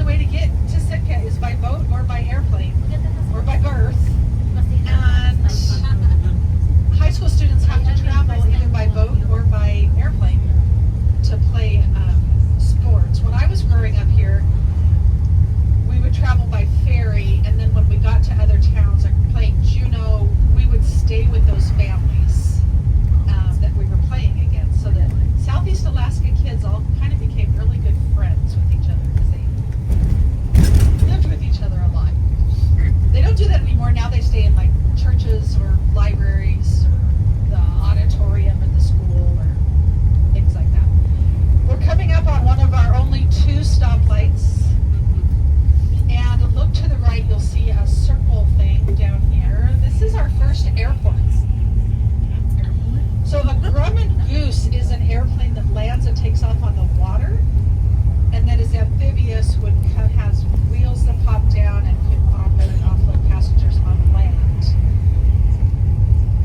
My family moved here in 1969. We came on a jet, so it's jet service. Alaska Airlines flies into Alaska or into Sitka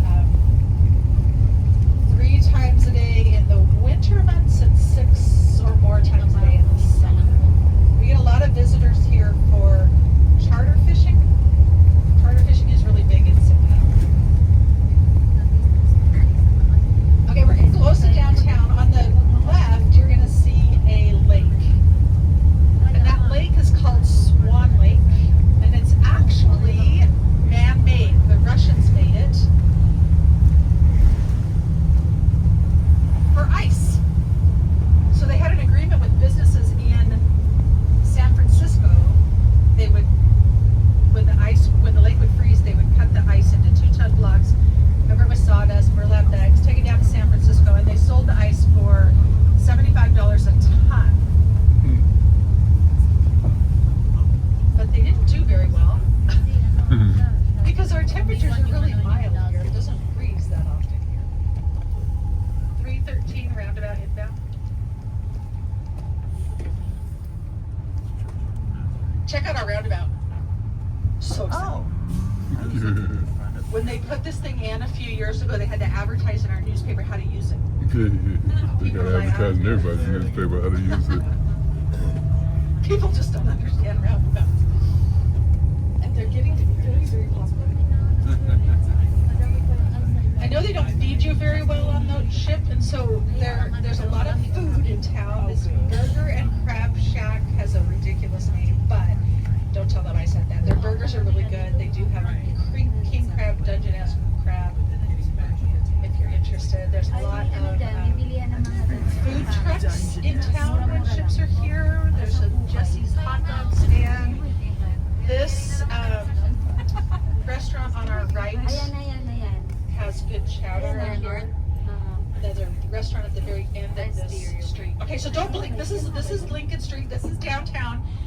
This stoplight, there's 2 blocks to the right, and that is the downtown area. The church, the Russian Orthodox Cathedral, is in the middle of town. The road goes around it. That's kind of the business district, the shops and really cool things. There's an Alaska sea salt shop. To the left is the Sitka National Historic Park, or Totem Park, beautiful sea walk. The Russian Bishop's House, Sitka Sound Science Center, a museum. I'm going to drop you off at this place called the Centennial Building. On some of our maps, it's called the Civic Center. And this is where the buses the shuttles will pick you up as well. If there's a bus that's asking you for money, you're on the wrong bus. Okay, all the shuttles are free. And they're like these blue or white buses, and they're going to pick you up right where I am going to drop you off. The public library has free Wi-Fi. Inside the Centennial Building, there is a...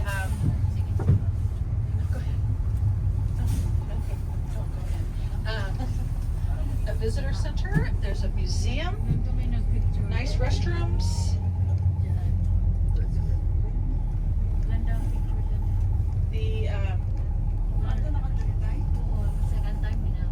The people selling goods along here, only children can sell there, so that's kind of fun. And your last shuttle is at 5. Very good. Passed your test. We can exit now.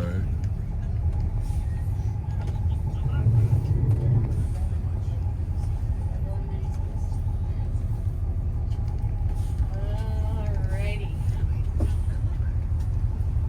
Watch your step in case I... There you go. It's got it.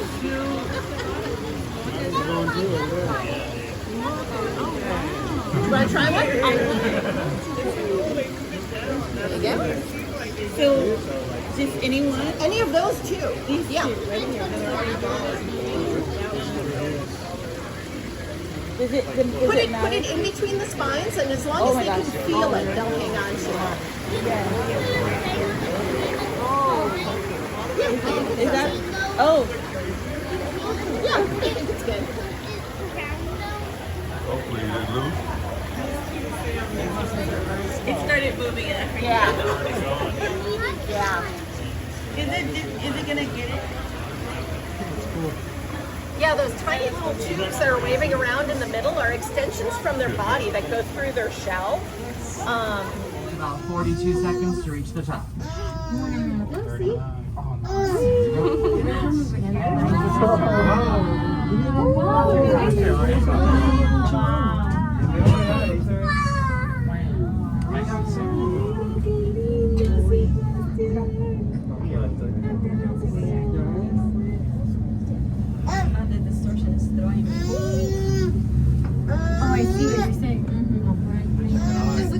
Oh, there's a cruise porch over there. Okay.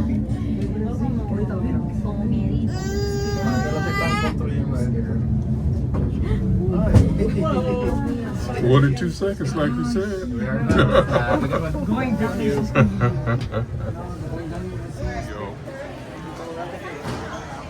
You're not going out?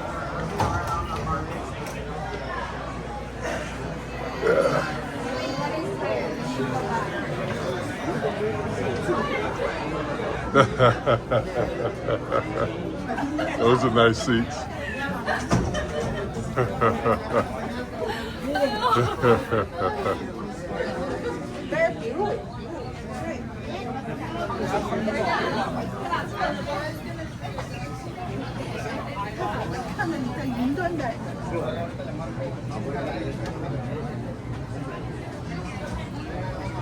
Actually, those are cool.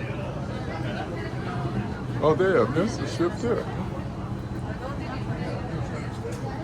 Well, what the hell is down there? Yeah, that's the Encore probably.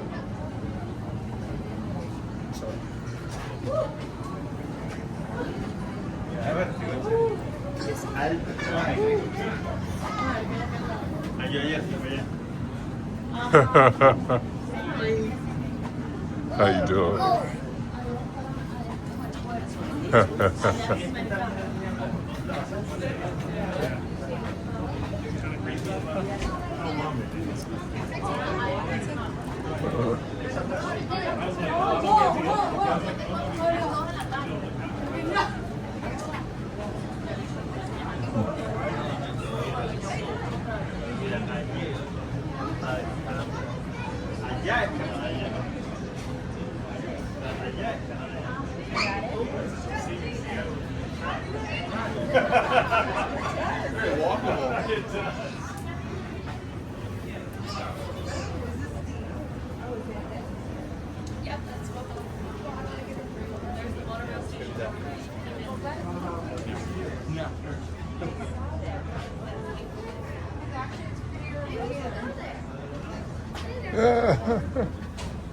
Oh, those are paintings.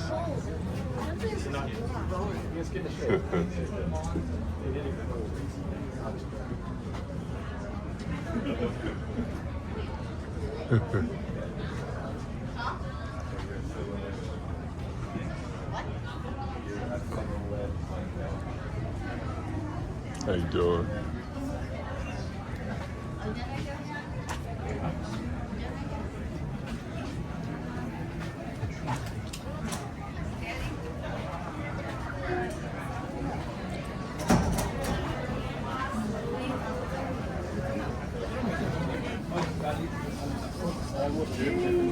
Igualmente por acá, vamos a la banda del Lord Alaskan Cruise.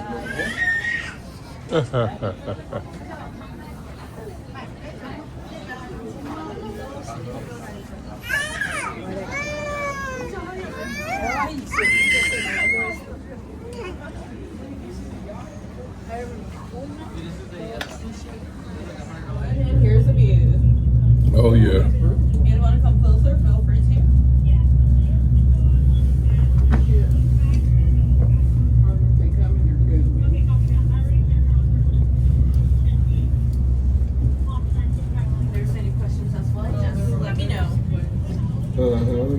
weather right there when how long it's gonna be there. That's where we park. Yep. Yep.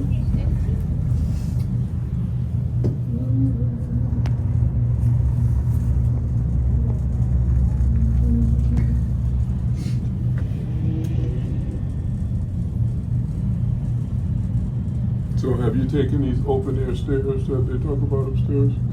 I wouldn't do it. I'm very fearful to do it, but I want to do it myself. How many flights is it considered? Any idea? About 45. Oh, wow. Yeah. Anything from 20 minutes to half an hour. Depends on your condition. But Well, this is so we have a view of what's going on outside.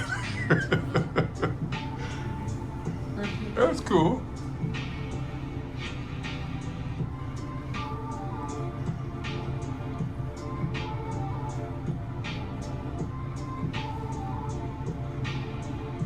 So once we Thank you.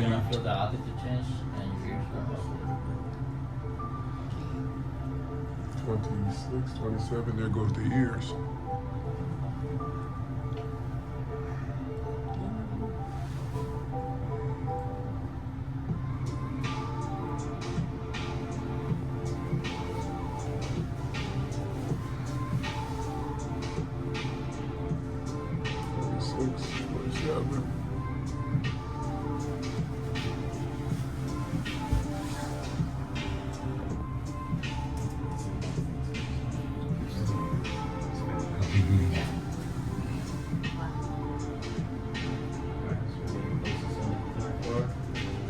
Going to 902 feet from this 932 foot building.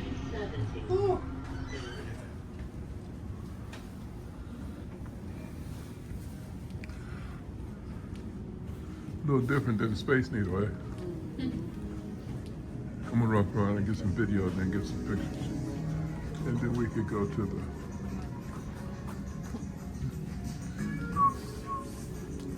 I am, man. Wow, look at that.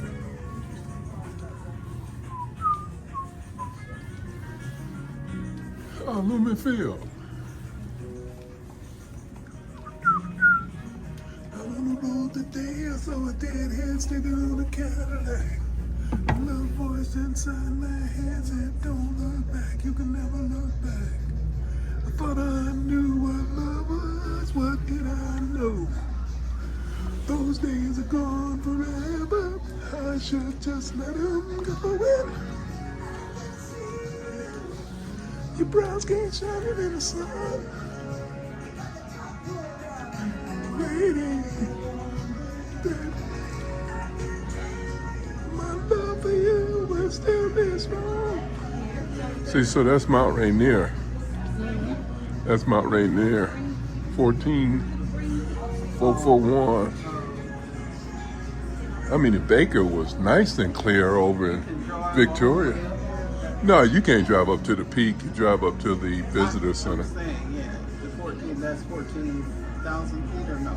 Is the peak is 1441.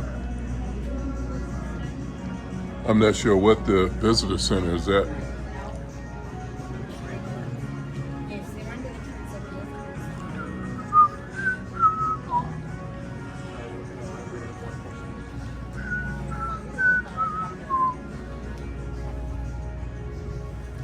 Oh wow, look at the Space Needle. Where you at? Oh.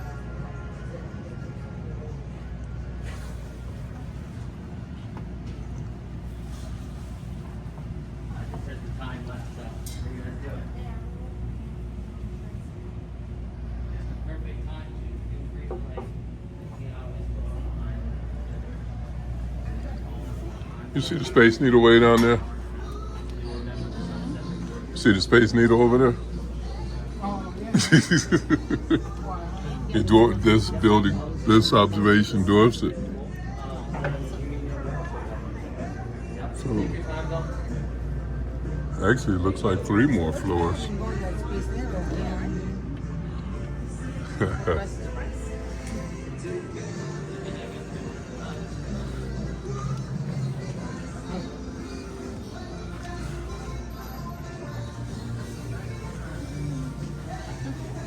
Yeah, it is. I'm gonna get some more video and then come back and I wanna grab me a beer. I'll be right back.